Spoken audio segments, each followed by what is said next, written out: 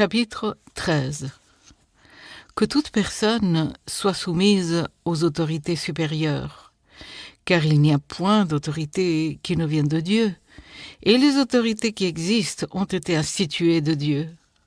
C'est pourquoi celui qui s'oppose à l'autorité résiste à l'ordre que Dieu a établi, et ceux qui résistent attireront une condamnation sur eux-mêmes.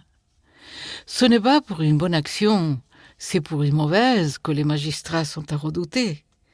Veux-tu ne pas craindre l'autorité? Fais le bien, et tu auras son approbation.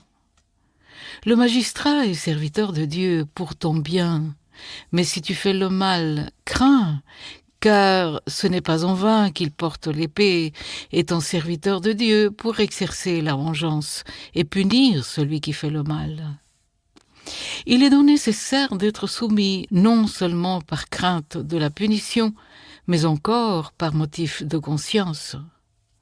C'est aussi pour cela que vous payez les impôts, car les magistrats sont des ministres de Dieu entièrement appliqués à cette fonction.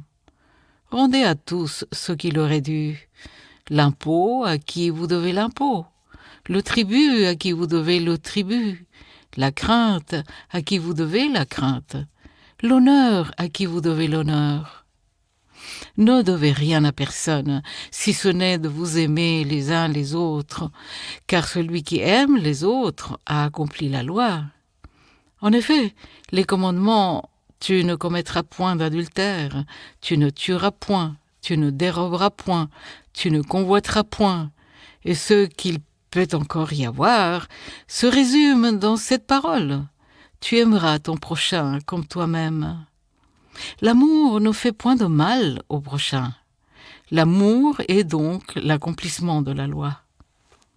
Cela importe d'autant plus que vous savez en quel temps nous sommes. C'est l'heure de vous réveiller enfin du sommeil, car maintenant le salut est plus près de nous que lorsque nous avons cru. La nuit est avancée, le jour approche. Dépouillons-nous donc des œuvres des ténèbres et revêtons les armes de la lumière. Marchons honnêtement comme en plein jour, loin des orgies et de l'ivrognerie, de la luxure et de la débauche, des querelles et des jalousies. Mais revêtez-vous du Seigneur Jésus-Christ et n'ayez pas soin de la chair pour en satisfaire les convoitises.